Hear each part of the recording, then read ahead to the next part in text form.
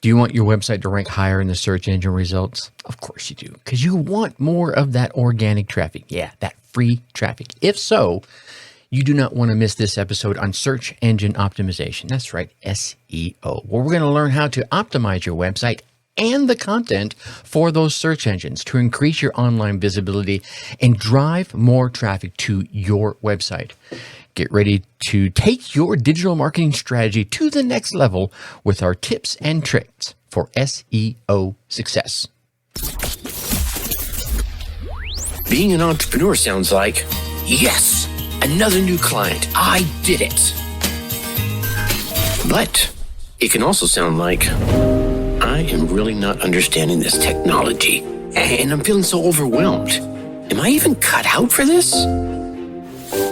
That's why I started the Dark Horse Entrepreneur Podcast, to help infopreneurs, coaches, and course creators who want to build a business online but are battling technology, overwhelm, procrastination, and even imposter syndrome.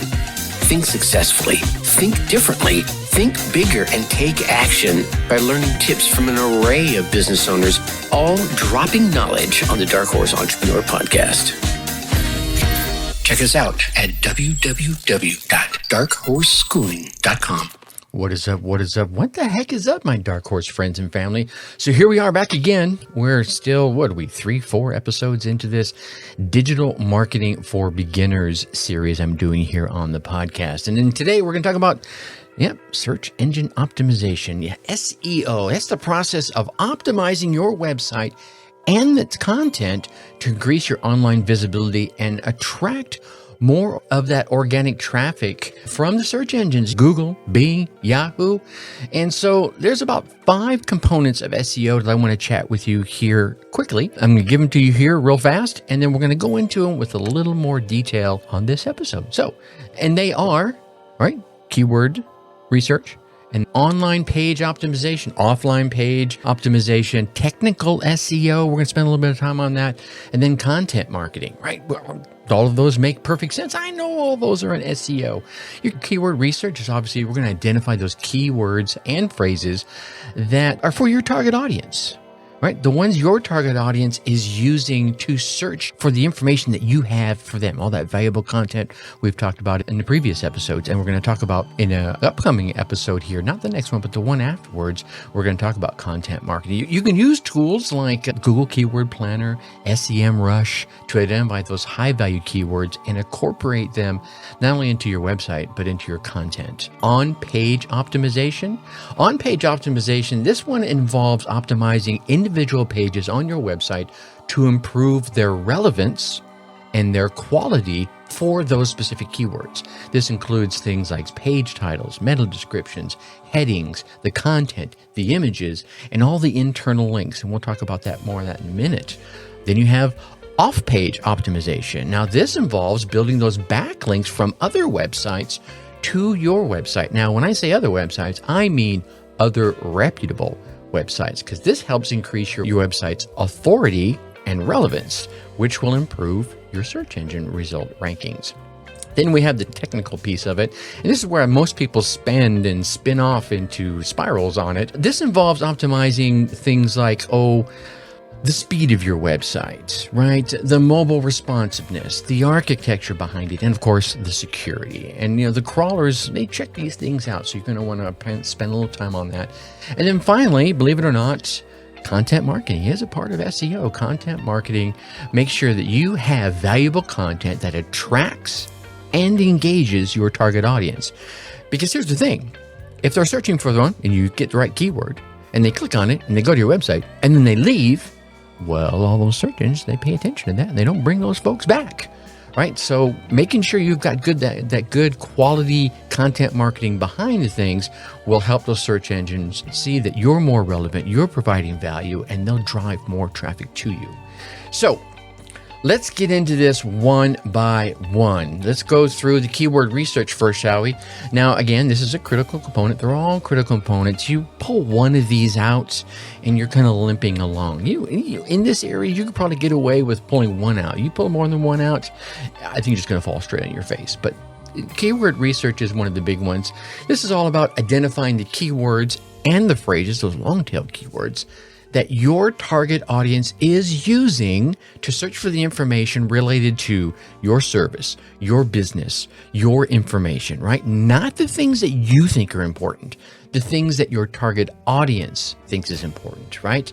So when you go about doing your keyword research, right? First off, you're going to want to identify those seed keywords. Those are the broad keywords that are relevant to your business, to your industry. For example, let's say you sell fitness equipment, right? Your seed keywords could be, well, fitness equipment, exercise machines, or home gym equipment.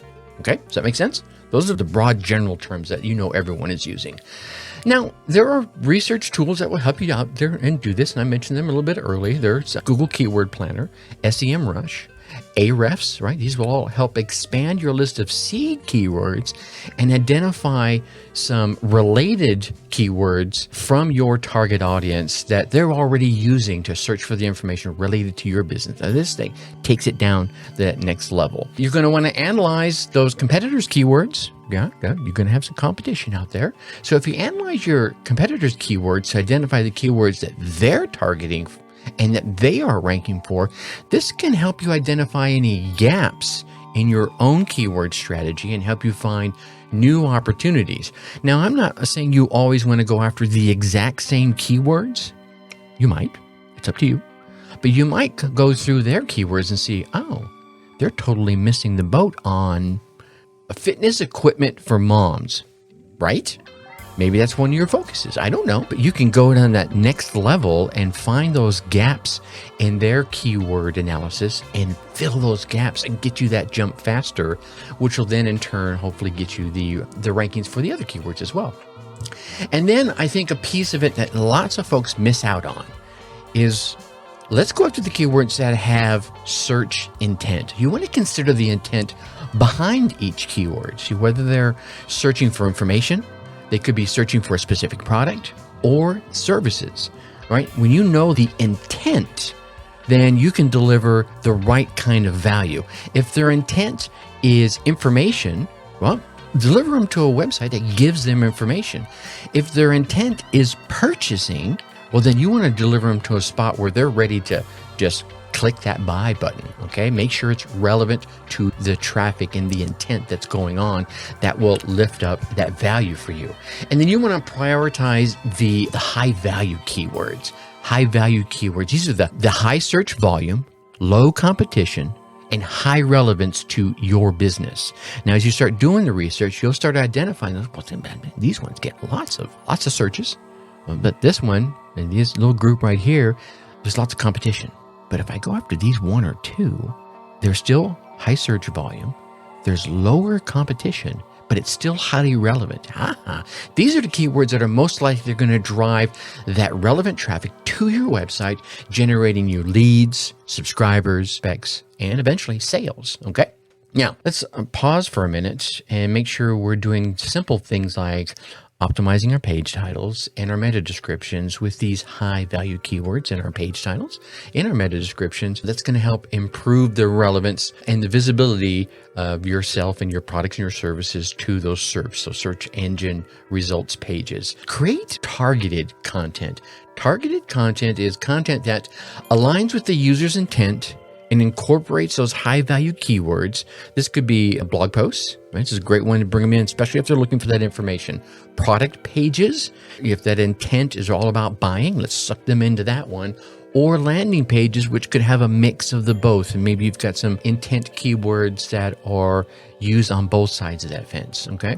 And then building the backlinks, you're going to build some backlinks, and of course, monitor performance. I say this all the time.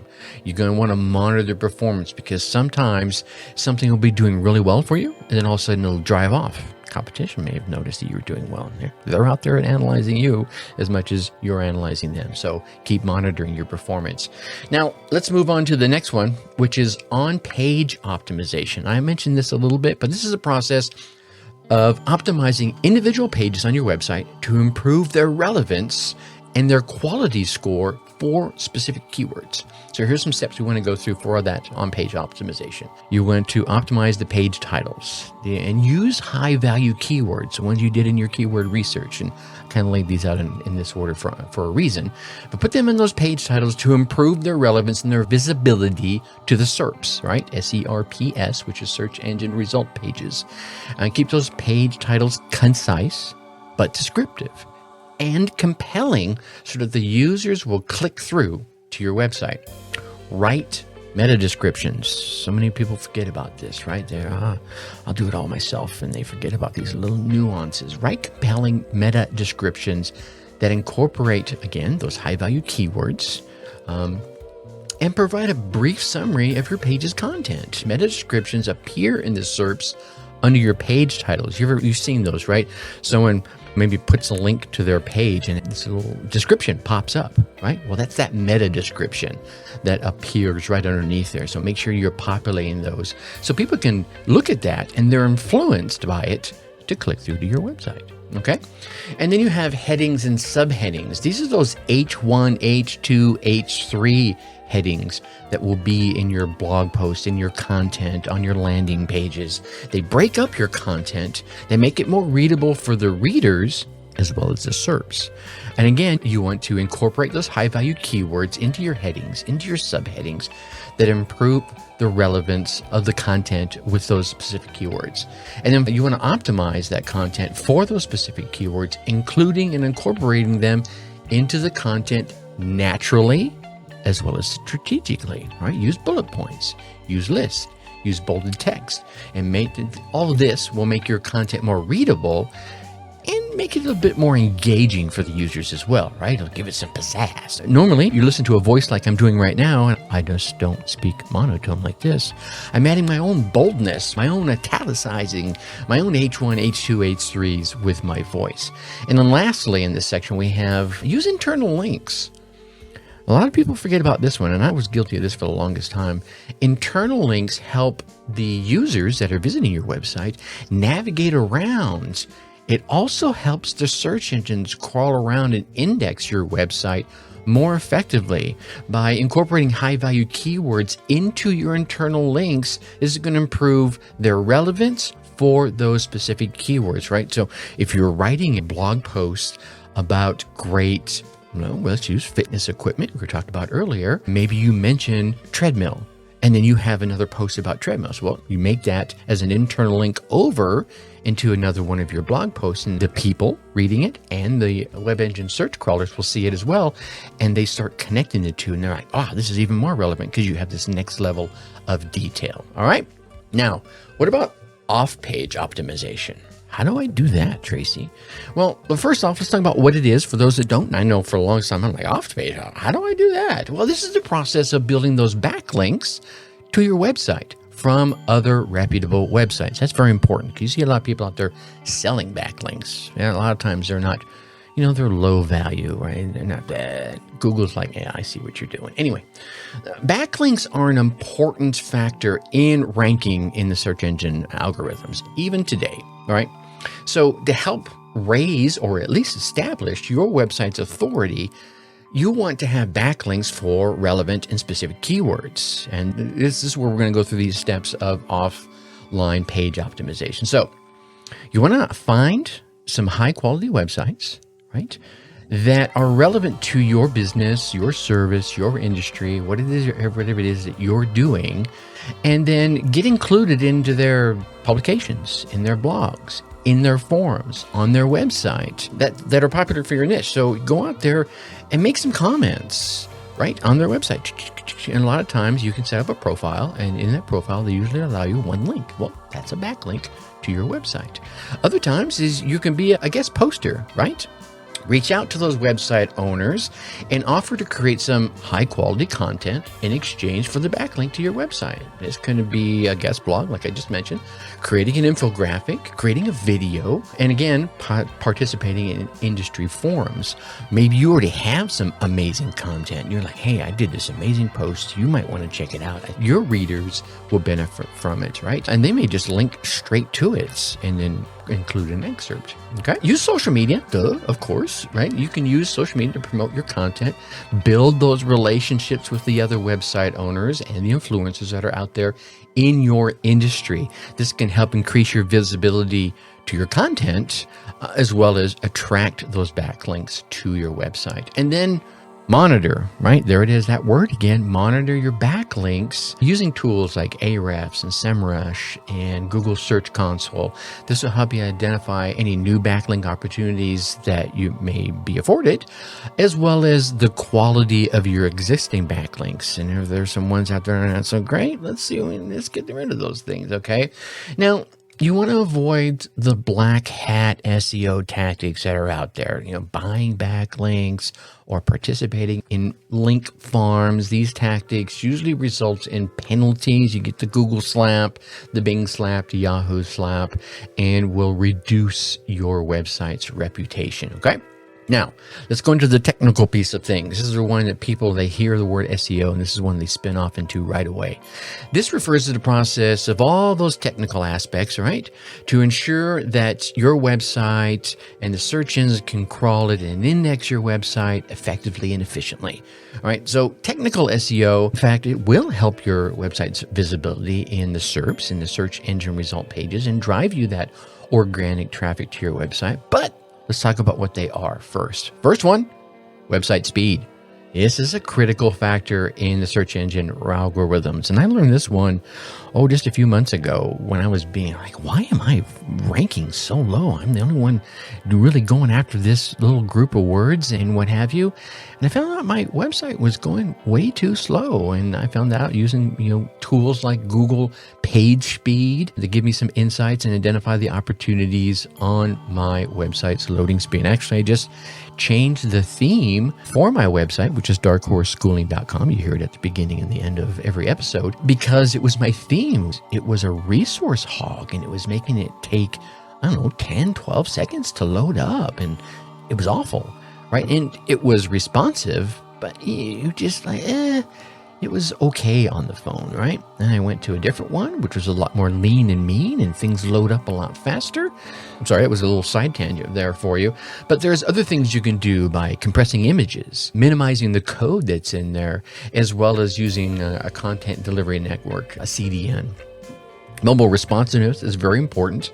This refers to how well your website performs, I just mentioned it, on mobile devices. You can use tools like Google's mobile friendly test to ensure your website is optimized for mobile devices out there. This includes using a mobile responsive design and optimizing your content for the mobile users. You got to think about these things. You're showing them 27 pages. They're like, oh my God, I'm trying to get to content here. One of the things I had to do when I switched to the new theme is I had to reduce some of the wording because I was putting the extra long summary about, so I would say, here's the image that represents the podcast episode, and here's a summary.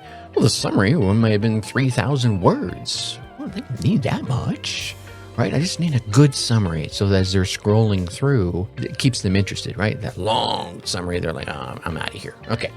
And then there's your website architecture. This refers to the structure of your website, how your pages are organized. You want to use a clear and logical website structure, including using a hierarchy of headings and subheadings to make it easier for the users as well as the search engines to navigate their way through your website. Security. Security is a hugely important factor, not just for yourself, but as it relates to the search engine algorithms. You want to use the HTTPS encryption to secure your website and protect user data. This can help improve your website's trustworthiness as well as its relevance to the search engine rankings. And then finally, you got the schema markup, right? This is the type of code that you want to add to your website to provide additional information to the search engines as they come crawling, as they come a-calling, so you might say. Use the schema markup to provide information about your business, your products, your services, your coaching, yourself, and including those reviews, those ratings, and pricing, okay? Now, that leaves, last but not least, content marketing, and we have done a full episode on this, but let's go ahead and chat about it as it relates to SEO. This is a Content marketing is obviously is the process of creating and sharing valuable, relevant, consistent content to attract and retain your target audience and ultimately drive a profitable customer interaction, right? You don't want to keep doing it for free. You have to trying to eventually make some money. Now, I know most of us are out here just trying to help folks, and that's a worthy goal, but certainly you got to have some money to keep the lights on, right? Okay. The goal of content marketing is to provide value to your target audience and establish your business or your service or yourself as the thought leader, at least one of them, in your industry. So here's some key components when it comes to content marketing. You're going to want to have a content strategy. Yeah. You're going to have a strategy that aligns with your business goals as well as your target audience's needs. Your business goals and their needs should be aligned. Now, this includes things like identifying content topics, what formats they prefer, and what channels you're going to distribute it on, because that's where they are, right? That one, you got to give a horse winning to that one, because there's no sense in creating great content and putting it out there in a place that they're not. Okay. Now, you want to create high quality content, and it seems like a no-brainer, but you'd be surprised how many times I have to tell people that's really not high quality, right? You want to provide something that provides value to your target audience. Again, a blog post can provide value. A good article can provide value. I got my start many moons ago. You can still go find a number of my articles. What is it, on ezines.com, right? Articles. I used to write all kinds of articles. That got my start. And then, started videos. 13 years ago, I think I started my first videos out there on YouTube. Podcasts, right? This is podcast number 3. Here we are. And then social media posts. To this day, still out there creating content on social media. Not quite as good at it as I am on a podcast. But the key here is to create content that's engaging, that's informative, aligns with your voice. I'm assuming you're doing something other than a podcast. And tone, right? You don't want to create something that's silly and stupid if you're a very serious person. You know what I'm saying? Okay. Then you're going to want to use SEO techniques to optimize your content for those specific keywords in that research that you did in step 1. This will help improve its visibility in the search engine results pages, the SERPs. All right, this can include the high-valued keywords, the long-tail keywords, optimizing meta descriptions, putting them in the titles, and building the backlinks to your content. Roll all that into your content right there. Use social media. Duh. One of the great ways to get content out nowadays. Use social media to distribute your content and engage with your target audience. Don't make it a one-way conversation, right? I talked about this in the last episode. And if you didn't listen to that yet, go back to the previous episode. I think it's episode 411, and listen to the whole episode just on social media and how you can use social media to your advantage. Probably a couple of tips and tricks in there you might have not thought about yet. By engaging with your followers through the comments, through the likes, with the shares, okay? And of course, what am I going to say? That's right. Measure your results, right? Measure the success of your content marketing efforts using metrics like website traffic. What are my engagement rates? What are my conversion rates? How many likes am I getting? How many shares am I getting, right? Is it just your friends and family that are hitting those likes? Maybe you need to go a little deeper. Use those metrics to make some data-driven decisions about the success or failure of your content strategy, and of course, adjust as necessary. Okay, so here we are. You got a bit of an understanding of all the critical components of search engine optimization, SEO. You got a little bit of understanding of how to optimize your website to improve its visibility in the search engine result pages, the SERPs.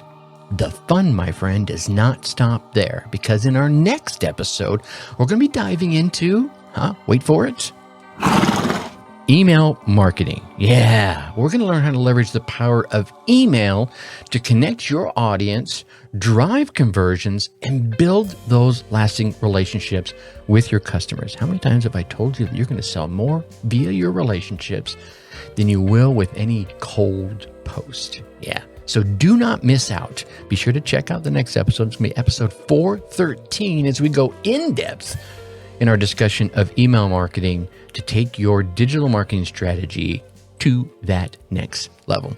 And with that, I'm going to leave you as I always do. Think successfully and take action.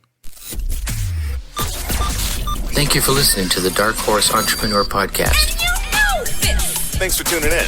Check us out at www.darkhorseschooling.com. All right. My name is Tracy Brinkman.